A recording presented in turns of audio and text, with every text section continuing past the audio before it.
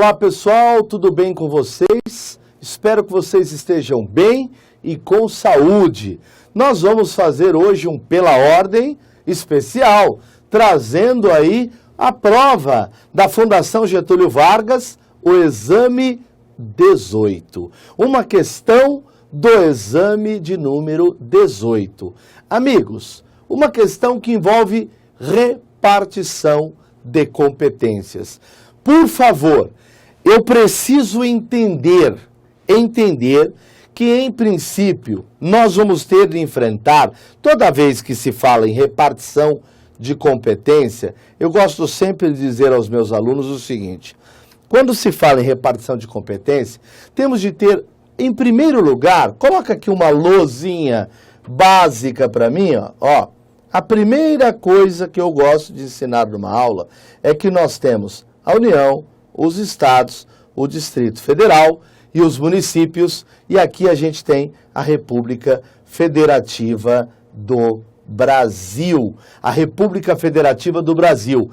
Essas unidades federativas, União, Estado, Distrito Federal, municípios, elas têm o quê? Autonomia e não soberania. Quem tem soberania? Você que está acompanhando a aula comigo. Quem? Quem é que tem? Errado, não tem nada da União. Quem tem soberania é o Estado Federal. União não tem soberania. União, Estado Federal e município, autônomos. Senhores, a ideia de repartição de competência, para entendê-la de forma eficaz, eu preciso entender até mesmo a ideia da formação do Estado Federal. Ora, se não vejamos, o Estado Federal brasileiro tem uma formação, como se diz por aí, de dentro para fora, por descentralização. Diferente da ideia estadunidense, a história americana, onde você tinha as colônias, onde havia as colônias e que se aglutinaram. Portanto, um federalismo por aglutinação, por agregação, diferente do nosso que é desagregação. E isso leva muito a entender a ideia de autonomia, diferente dos estados daqui e dos estados na concepção norte-americana. Ora, partimos então da premissa que quando se fala se esses caras têm autonomia, eu tenho de ter o quê? Capacidade de autogoverno, autoadministração, autolegislação, autoorganização, é ou não é? E com isso eu começo a entender a ideia de repartição de competências. Muito bem. Quando se fala em repartição de competências, uma regra é muito importante e norteadora. O interesse geral nacional, União. Quando se fala em interesse regional, Estado. Interesse local é com esse cara aqui, ó, o município. Tá bom? Bacana. Mas isso não basta. Nós temos competências, pessoal, que são para legislar, criar normas. E existem competências para administrar, competências materiais ou administrativas. Assim, você vai perceber que nós temos importantes dispositivos na Constituição. O 21, o 22, o 23, o 24 e para por aqui. Só de cara você vai perceber que os números ímpares são de competências administrativas, materiais, que aqui, ó, e aqui. Ó, aqui e aqui. Os artigos 22 e 24 são competências para legislar. Eu vou mostrar um por um. Quer ver? Dá uma olhada, por exemplo, ó. Dá uma olhada aqui, ó. Quando você pega o artigo 21, compete à União, lembra, números ímpares, competência administrativa. Gente, competência aqui da União é uma competência chamada de exclusiva. A gente até brinca, escovinha de dente, não pode emprestar, né? Uma escovinha de dente você não empresta, é indelegável. Já o artigo 22, aqui sim, compete à União também. Professor, mas no 21 não era União? Era União, mas não para legislar. Ah, entendi. Competência material administrativa. No 22, competência legislativa, eu tenho o quê? Competências para legislar, para legislar. E dentre elas, no rol inteiro do 22, eu tenho quem legisla sobre direito civil, direito agrário, direito penal, aeronáutico, comercial, eleitoral, trabalho, espacial, processual, marítimo. Dá até para lembrar com uma palavrinha boba. Dá até para lembrar com uma palavrinha boba, que a gente chama isso de mnemônico. Olha lá, capacete de PM. Civil, agrário, legal. Aprendi o 21, que é uma competência material administrativa, e o 22. Uma coisa interessante, o 21, tu te lembras? Tu te lembras que o 21 é indelegável? Não pode, né? Escovinha de dente. Agora, olha o 22. Se você for ao parágrafo único, você vai ver que essas competências podem ser delegadas aos estados, se houver lei complementar, ou até mesmo ao Distrito Federal, e também, claro, envolvendo, né, a lei complementar poderá autorizar os estados a legislar sobre questões específicas. Um exemplo, a aluna adora, ela adora. Compete legislar sobre direito do trabalho, mas se houver lei complementar, pode haver o estado legislando sobre questões específicas de piso salarial. Manjou? Tranquilo? Agora vem o que interessa. Falta um número ímpar e um número par. O número ímpar é uma competência material, não é legislativa. E o número par, assim como o 22, é uma competência legislativa. Competência comum não vou falar agora. Basicamente o 21 e o 23 são irmãos. A diferença é que o 21 é só a União. E o 23 é União, Estado, Federal e Município.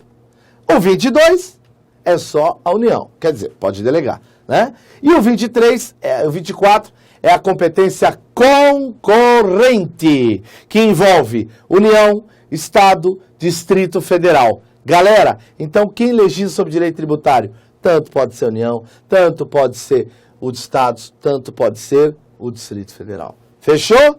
Tranquilo? Legal. Agora vem um detalhe importante. Existe uma coisa muito bacana nessa competência do 24. Pensa comigo. Compete legislar concorrentemente. Se é concorrentemente, é só a União. Concorrente é mais de um, né, diabo? Então, União, Estado, Distrito Federal. Fala a verdade, quando mais de um cara pode fazer a mesma coisa, vocês acham que tem de ter regra no condomínio ou não tem? Pois é, existem regras. E sabe quem são as regras? Os parágrafos. Os parágrafos do 24 são a bula, o grande norteador, o manual de instruções de uma competência concorrente.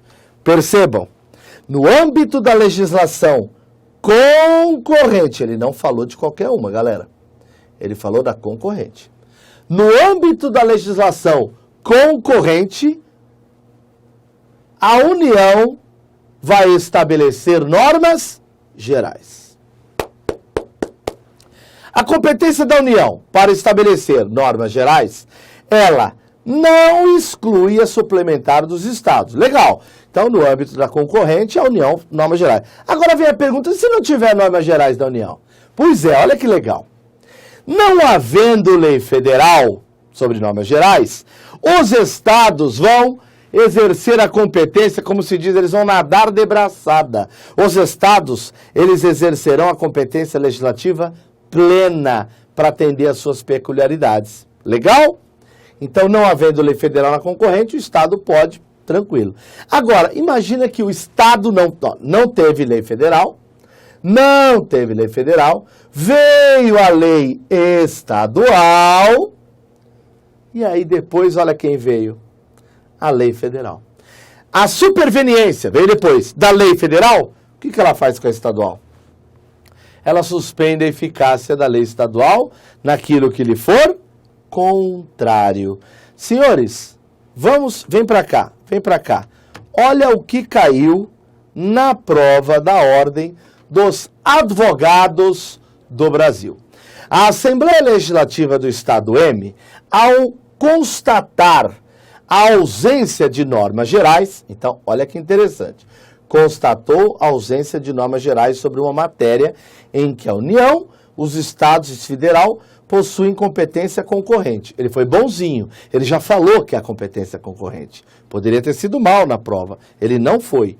Ele falou, diante então, a Assembleia do Estado, diante da concorrente, resolve tomar providências no sentido de legislar sobre o tema, preenchendo os vazios normativos decorrentes dessa lacuna. Assim, 2 anos depois, olha que bacana, veio a lei estadual de 2013, foi promulgada pelo Estado M. Legal, nenhum problema. Nós lemos isso mesmo. Nós lemos, professor? Lemos, nós lemos.